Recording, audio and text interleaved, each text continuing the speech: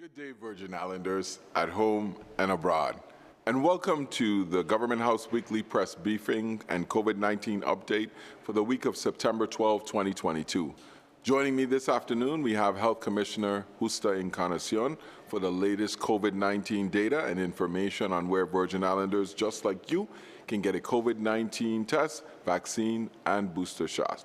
I also have Vitima Director Darrell Joshin, who's here to provide a tropical weather update and to provide information on how you and your families can ensure that you are prepared for this hurricane season. But before we go to the Department of Health, we had an eventful week this past week and a lot more coming up this week. It just feels like everything is happening at once.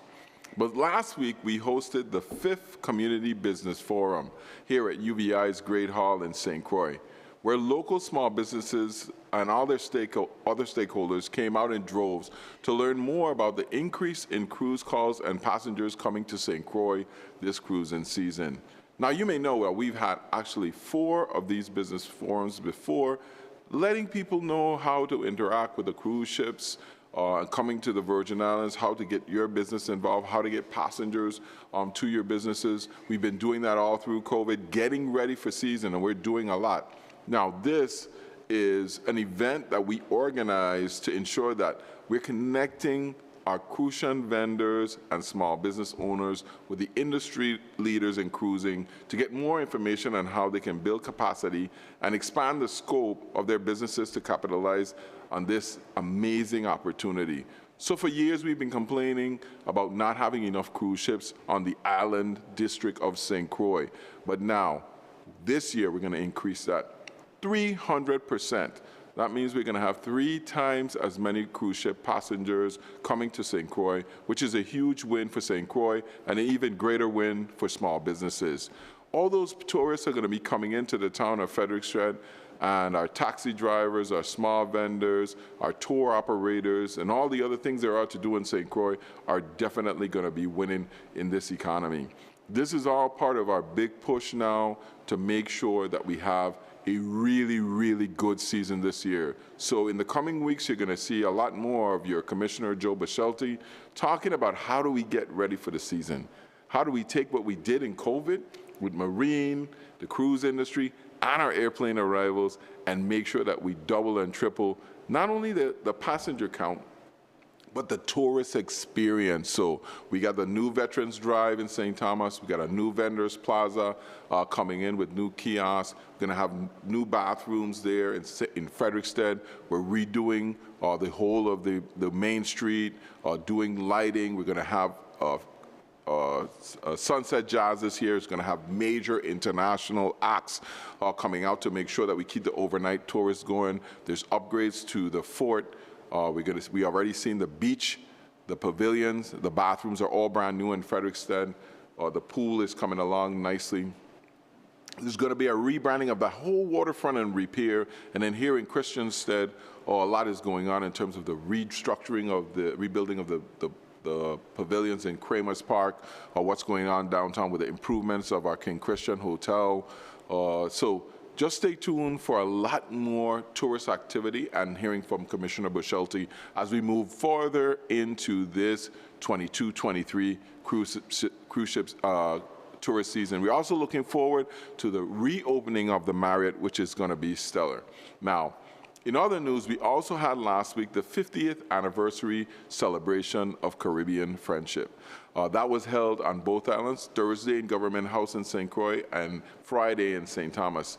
And I want to take this opportunity to recognize again some people that we awarded at this ceremony. One of those was St. Clair N. Williams, Commissioner, Deputy Director of the Housing Authority, Senator. He's done so many things in this community, but one of the big things that he did was reorganize this celebration, which happens the weekend before Labor Day every year, where we celebrate our relationship with the Eastern Caribbean. So we had a big show. He was awarded. George Bagoon O'Reilly, who is no longer with us, has passed away, was the one in 1972 actually created this legislation for us to celebrate our friendship. In St. Thomas, we had Anya Stewart, A lot of people know her as a family resource center lady. She's from Dominica, and I think she did an incredible job in the Virgin Islands, and she told her story about becoming from a victim of domestic violence all the way to her now running the resource center in St. Thomas. Incredible story. And of course, Anselmo Olia, who we all know as Joselo, Dominican Republic, came over here as an air-conditioned person, has a very popular bar and restaurant on the island of St. Thomas, and does incredible things for the people of Dominican Republic when they come here to the Virgin Islands and while they've been living here. So people only think of the Eastern Caribbean for Caribbean Friendship Day, but there's the Western Caribbean as well, our Spanish neighbors in the Dominican Republic, Puerto Rico, and Cuba, Bahamas, whatnot. So that was a great celebration. I thank you all for participating in that. We're going to revive that and be doing that every year as we celebrate our Caribbean Friendship Day. I also had the opportunity this weekend to get a visit from the general of the director of the National Guard Bureau. That's 4-star General Daniel Hookinson. He is the highest ranking officer of the National Guard, and like I said, he's the head of the National Guard Bureau. So I was out there in Girl Scout Park, Camp Arawak. They had actual units desalinating water right out of the ocean. I had the water taste fantastic. The local water don't have anything on that.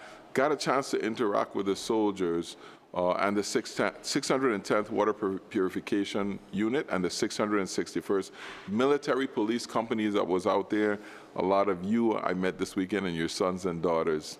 And, you know, meeting with our members was poignant. It was just a reminder of the role Virgin Islanders have played for almost 100 years in the United States participation in world conflict. More specifically for 9/11, the global war on terrorism and what it meant to us as Americans and to mainland Americans. Since that September 11th tragic day, the world has changed so much, and we're still reacting to that. And in my remarks for that event, I clearly displayed that sometimes it feels like we're under terrorist attack. But just as a nation that we unified and thousands of people enlisted into the Army and Navy and Armed Forces and rallied against terrorism, and that's why we have the Freedom Tower there now in New York. I think it's the same way we have to rally against the terrorists in our community who are shooting at us and our family, our friends, and our neighbors, all the murders that we have. We are greater than them, and we need to make sure that we take back our community. So on Sunday, we also had participating in that ceremony were some of the family of Virgin Islanders who died in that fatal attack and the ensuing war on global terrorism. So it was a somber event, but a reminder of all the living servicemen and women that serve in our National Guard, in our fire department, police department, EMTs, health services that are out there on the front lines every day fighting to keep Virgin Islanders safe. This week we have some exciting news, particularly for our residents in the St. Croix community, and another big announcement later in the week that everyone in the territory would want to be paying attention. So you see me today, but you're going to see me again this week. Make sure you tune in and listen to that. I think it's great for everybody. Now, part of my job as governor is appointing people to different offices. And over the last 30 or so years, Stephen Van Beverhout has been a iconic at the helm of the Inspector General's offices. We know of the audit of the hospital and government house, the PFA, over the years, different things that helped us actually improve our system and tighten up where things may have been too lax. We still have a lot of work to do, and as Van Beverhout has left the Office of the Inspector General, I commended him for changing the way we do business in the Virgin Islands and bringing real accountability to leadership. So there's a new legacy of leadership that needs to be encountered at the Office of the Inspector General. And we looked far and wide to make sure that we had the right selection, the background checks, made sure that we had the right posture. You see, the Office of the Inspector General there is really there to ensure that we're accountable, that we're using the public's money wisely, and most importantly, that there's no malfeasance or waste involved. We need a person who is impeccable in order, whose integrity cannot be questioned, to keep that legacy, just like Van Beverhout. So it gives me great pleasure today to announce someone who was born on the island of St. John in the Virgin Islands and graduated from Thiel College in Greenville, Pennsylvania, with a bachelor's degree in May 1987 in business administration, and later attended the University of the Virgin Islands, obtaining her master's in business in 1995. She has been a management trainee for the Grand Hotel on St. John and a staff auditor with the CPA firm of Ernst and Winnie. She started her government career in 1989 as a junior auditor with the Virgin Islands Bureau of Audit and Control, working her way up to audit manager in 1999. She was appointed acting deputy of the Virgin Islands Inspector General in 2001, and eventually was promoted to it in 2002.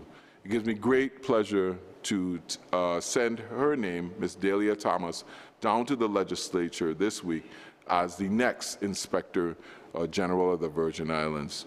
I know she's going to do us all proud here in the Virgin Islands and create a new legacy of leadership at the Office of Inspector General.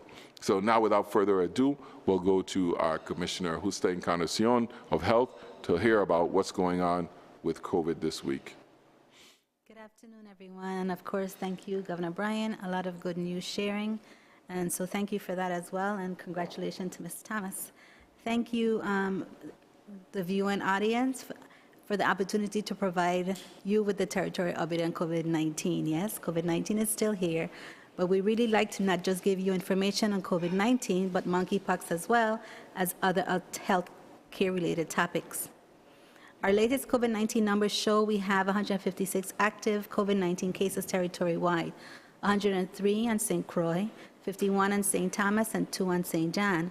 Hospitalization territory-wide are 5 total, 2 on St. Croix, JFL, and 3 on St. Thomas at SRMC. No patients are currently ventilated. The Department of Health family joins me in extending our condolences to the family and friends of our latest COVID-19 fatality. The victim was a 68-year-old female on the island of St. Thomas. The loss of life is yet another stark reminder of the severity of the disease. We ask that you stay current with the COVID vaccination, as it gives all of us the best protection. If those who can be vaccinated do so, it would provide a barrier for those around us who cannot be vaccinated. As the 2022 influenza season falls upon us, yes, I know, another vaccine, we also ask that you make appointments to receive the flu vaccine, particularly those who are immunocompromised, which includes our senior population. With the bivalent COVID-19 vaccine now available, you can receive the bivalent and the seasonal flu shot at the same time. Yes, it is safe to get both together, and this is actually recommended by the CDC. These vaccines are available now and are provided as a regular part of the Department of Health's clinic schedule. The new bivalent vaccines are available to the following age groups: Pfizer, age 12 and older, and Moderna, age 18 and older. COVID-19 vaccines for children continue to be provided through the maternal child health and MCH clinics on all 3 islands. On St. Croix, MCH appointments can be made by telephoning 340-244-0016. On St. Thomas, appointments can be arranged by calling 340-777-8804, extension 2600. And on St. John, please call 340-776-6400 for an appointment. The COVID-19 testing schedule is as follows: St. Croix, Monday through Friday, 9:30 a.m. to 10:30 a.m. in the Charles Howard Memorial parking lot. St. Thomas, Monday, Tuesday, Thursday, and Friday, 9:30 a.m., 10:30 a.m. at the Schneider Regional Medical Center loading dock. And St. John, Wednesday from 12 noon to 3 p.m. The United States Virgin Islands have no confirmed cases of monkeypox. However, we are awaiting the result from one preliminary test. Please note that as we await all test results, we educate, isolate, and contact trace to avoid possibility of spread. Monkeypox vaccines are also available here in the territory. They are safe and effective and provided to you at no cost. Over the past few weeks, VIDOH's Division of Epidemiology, Communicable Diseases, and our medical director, Dr. Tyhan Caesar, have provided training to private providers, school nurses, and others on how to diagnose, test, or seek referral for testing for the monkeypox virus. We have also reached out directly to vulnerable populations with vaccines and information on how to avoid the virus. To date, we have provided more than 50 vaccines to members of our community. We have approximately 800 doses of the preferred monkeypox vaccine, Jenius, available, and encourages persons who feel they might be at risk to become vaccinated by calling 340-774-9000. Extension 4663. I'll repeat that, 340-774-9000, extension 4663. The at-risk categories include healthcare professionals such as laboratory workers, emergency room public health workers, or urgent care clinical staff, and our EMS personnel. Also among the at-risk group are men who have sex with men, or persons who, in the last 3 months, have had 2 or more sexual partners, those who use street drugs that decrease inhibitions, have had syphilis, gonorrhea, chlamydia, trichomonas, or other acute sexually transmitted infections, have been incarcerated, or attended sex parties. Now, for a few words on our latest renovation. I'm switching right in. So I'm speaking about monkeypox, very serious. I want you guys to take it seriously. And I want to go back a little bit because I know we're speaking about a disease that is contracted mainly by sex, by close contact, skin to skin, but is not classified as a sexually transmitted disease. And I think that's important for us to be able to think about. It's not focused on one group of individual, one group of population. Obviously, it's across the board, it's widespread, male, female. Right now, we're seeing a higher number of it in the homosexuals, male homosexuals. However, anyone can become in contact with monkeypox and become affected by monkeypox. And that is why we are asking you to think about what you're doing, to think about whether or not you're at risk. And I always say be careful. And I hope the governor wouldn't mind me saying sex is a good thing. It's just what you do and how you do it to protect yourself. So I think that that is important for us to continue to say as well. But I'm going to shift gears now a little bit and talk about our latest renovation projects. This week on Tuesday, September 13th at 4 p.m., the Virgin Islands Special Supplemental Nutrition Program of Women, Infants, and Children, which is the WIC program, will participate in a second CZM approval hearing relating to the demolition and rebuilding of the WIC building adjacent to Newt Hansen on St. Thomas. The WIC program serves participants who are low-income, pregnant, breastfeeding, and non-breastfeeding postpartum women, infants, and children up to age 5. The hearing is available by visiting Zoom at https://zoom.us/join, meeting and providing ID 845-038-50543. And I'll make sure that that is actually up on our website, as well as our Facebook page, so that you can get that as well. The pass code is 838387. We urge all interested WIC clients to join us for this important meeting. The VIDOH looks forward to the board's favorable approval consideration on this priority project for the people of the Virgin Islands. In addition, we have also scheduled the groundbreaking of the USDA-funded state-of-the-art WIC facility within the Newt Hansen complex on St. Thomas. The construction of over 5,000 square foot of facility is scheduled to be completed by September 2023. I just wanted to add to all of the governor's good news that he shared with us today. Back to you, Governor. Thank you.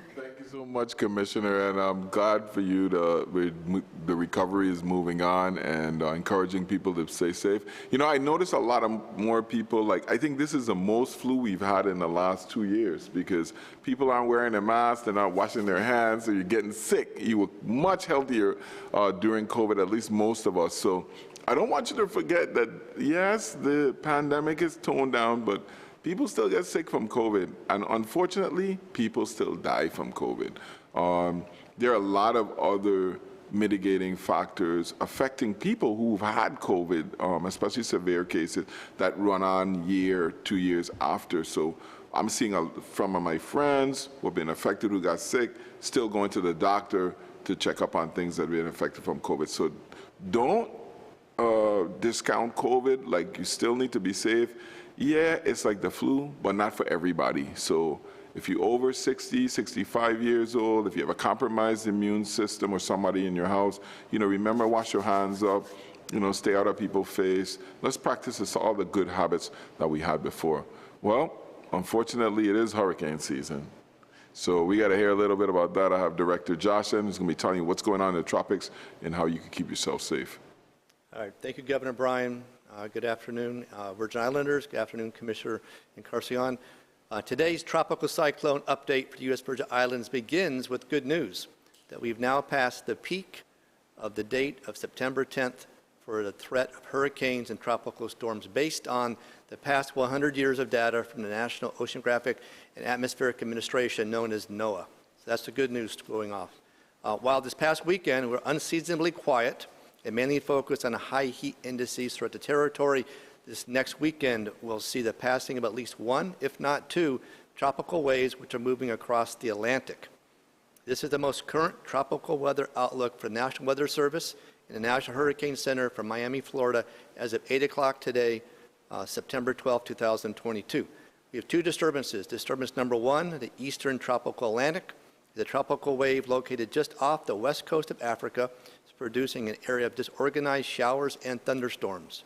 Environmental conditions appear only marginally favorable for any development of this wave, should be slow to occur while it moves westward to northwestward across the eastern tropical Atlantic through the end of the week.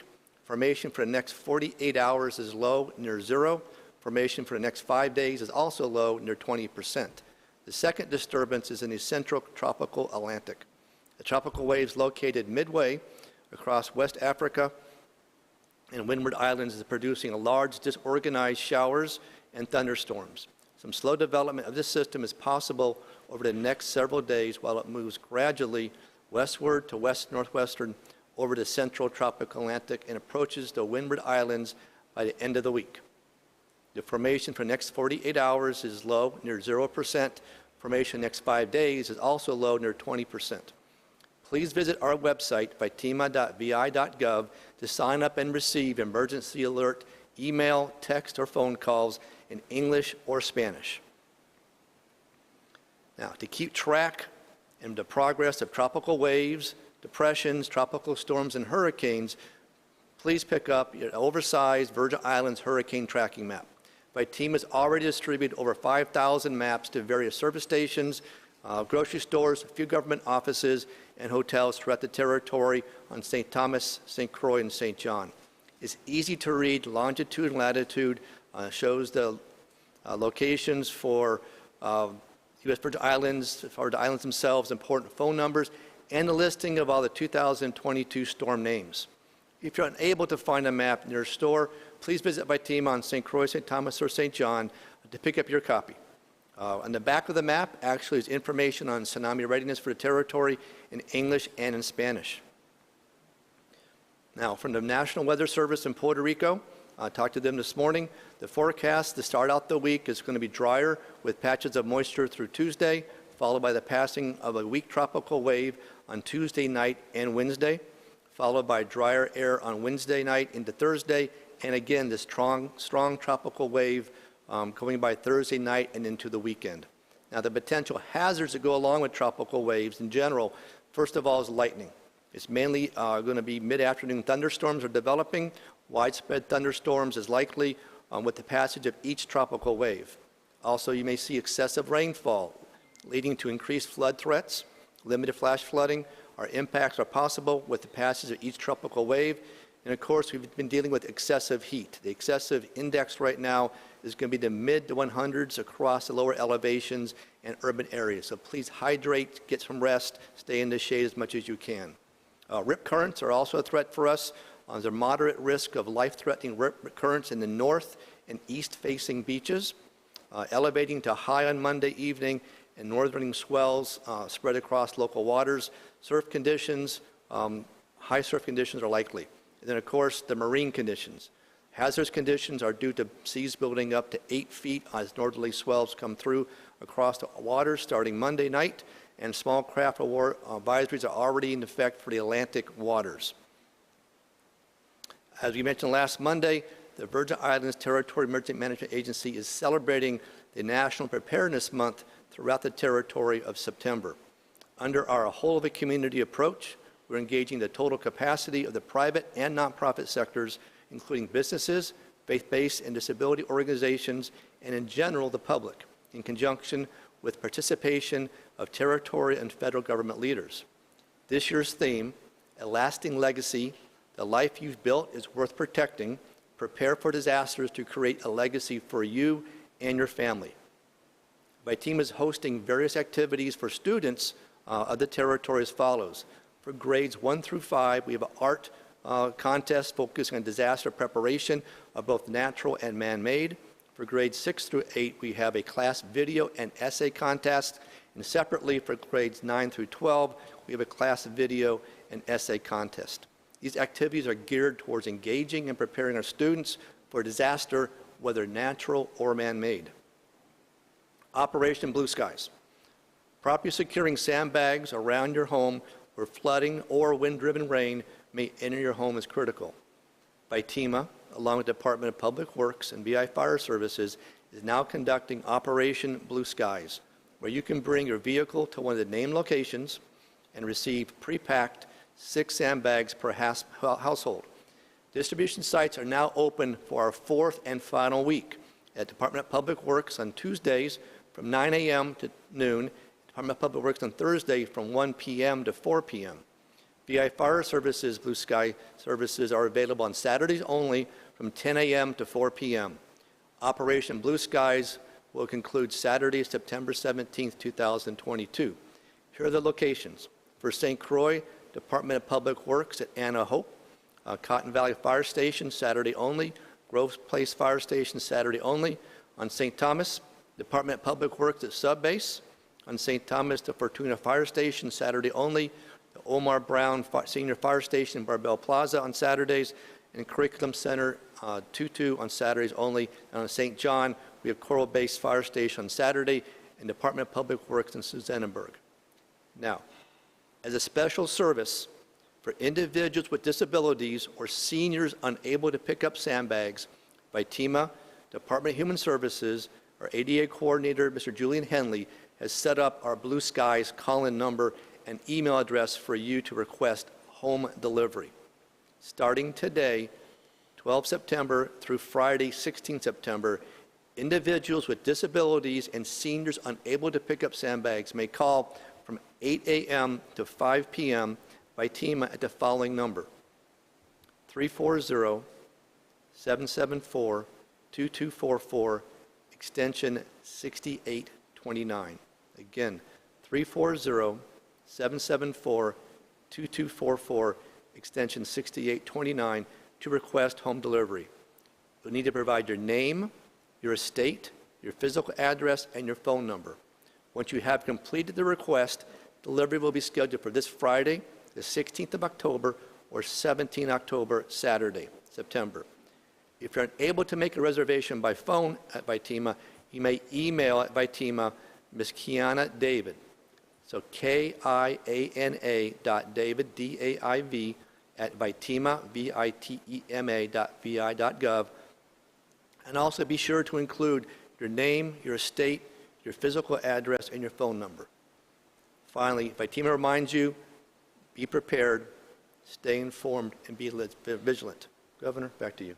Thank you, Darrell. And, those are things that you never, ever want to have to use. Sandbags, hurricane tracking maps or whatever, but make sure you go out there and secure it early. It's good news to hear that you're past the peak of the hurricane season, but that means absolutely nothing because one could crop up at any time, and all it takes is one. So just remember to stay vigilant and prepared to respond at all times, because we got you, but we need to know that you're taking care of your stuff as well. Now, in closing, over the last 3.5 years, the Brian Roach administration has put together over $100 million in retroactive and money due to government employees. These are monies that were not incurred, or expenses incurred in this administration, but in administrations dating back to 1990. We have another opportunity again now to contribute another $40 million in retroactive wages to employees that were negotiated essentially 30 years ago.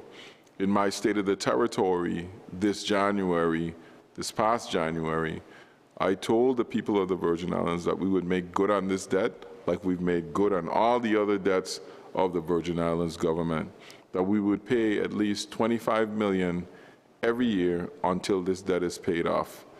This payment that was put together and approved with the help of the legislature of $40 million brings the total down to $135 million that is still owed to this set of employees. We are pleased to announce that personnel has set up a website or landing spot. You can log in to dopusvi.org/retro. That's DOP, like Department of Personnel, USVI, like US Virgin Islands.org/retro, RETRO, and see if you are entitled to any of that pay. I think how it was resolved that everyone would receive 22% of what is owed, since we're paying 22% of what is left in terms of the payment. So you can go on to the website and see that, how much money we owe you, and if there's any disputes or you think we owe you more money, you can go and check with personnel before anything else happens. And once that occurs, we think we'll be having those checks out to you within the next couple of weeks here. You will be getting paid. We also have premium pay checks, which are still being processed, coming out. And everywhere I go, people ask me about premium pay. It's coming, and you're going to get it. So lots of money being distributed by the administration, because we are aware of the incredible price of inflation and how much it has risen over the last couple of months especially. I was shocked when I picked up a pack of thighs there in one of the grocery stores, and a family pack of thighs used to cost like $12. It was $37. And I know you're feeling it too. So we're doing everything to make sure that we can get some money out there to you. But gas prices, oil prices are going down, and that should give us a little bit of relief in the pump. I'll pause now for any questions that we have from the press for myself or the commissioner. So VI Consortium, Mr. Gilbert. Good afternoon, Governor General. Here, not Mr. Gilbert. My question to you is, when will the consortium be recognized for Caribbean friendship day? The consortium?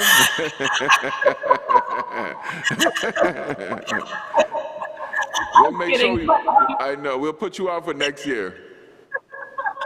What I wanted to ask about that is the government's policy. I know that a few weeks or months ago, you had spoken about and you thrust for infrastructural development in the territory. And you mentioned that the territory will be opening up once again for possibly the importation of workers. And we all know the history of Eastern Caribbean people migrating to the West Side or work in that regard.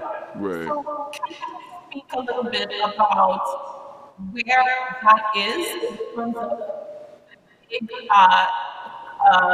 construction expansion And the change in immigration policy that has happened since the last big immigration of the Caribbean people, and how is the territory navigated between the federal environment and the needs for the importation of people?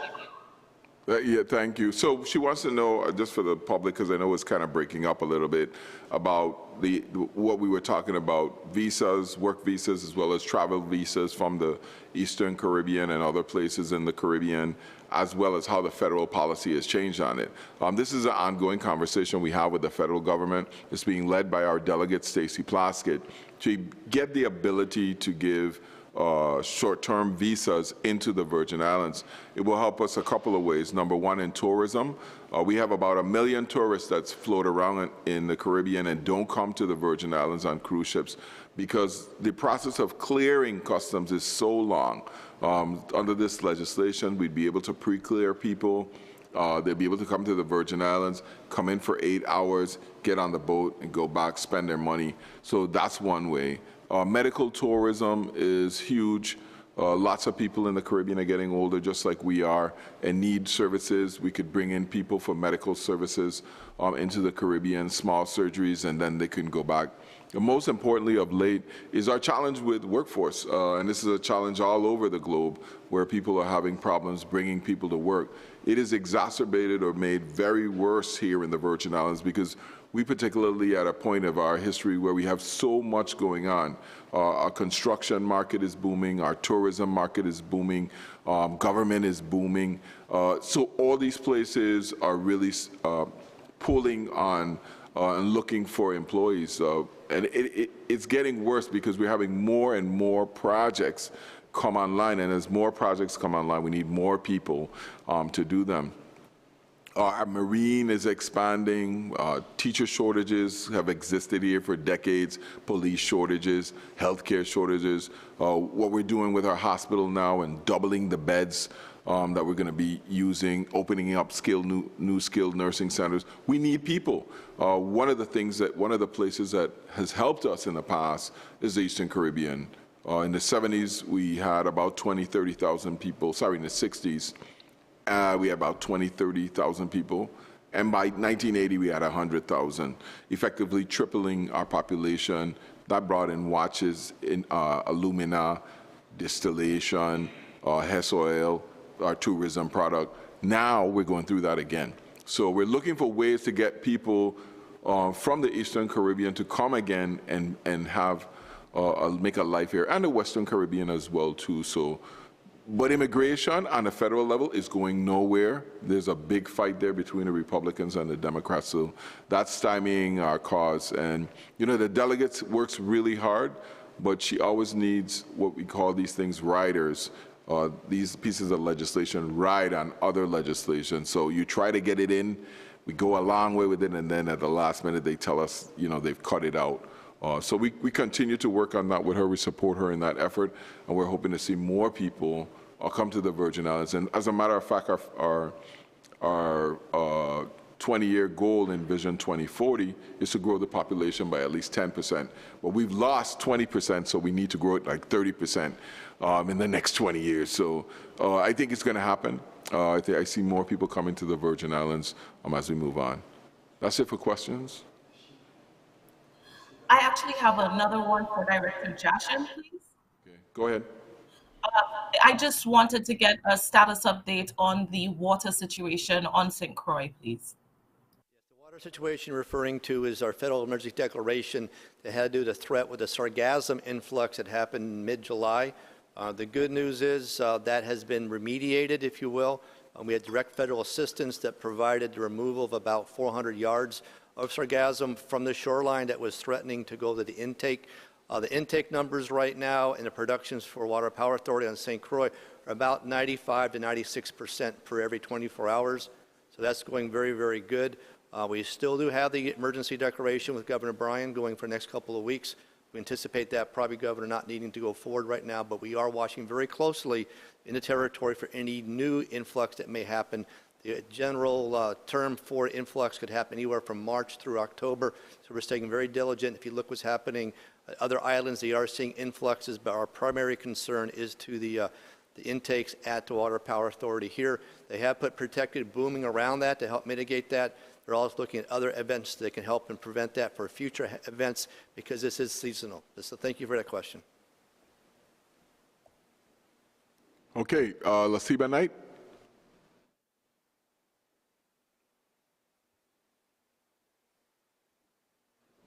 Lasiba, you there?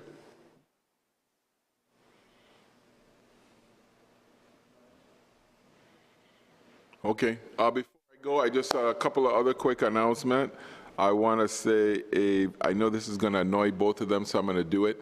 A very, very happy birthday to two of my favorite cabinet members, Adrian Williams-Octalin and Director of Personnel, Cindy Richardson. Both of them make birthday this week, so if you see them, make sure you tell them happy birthday for me and for you.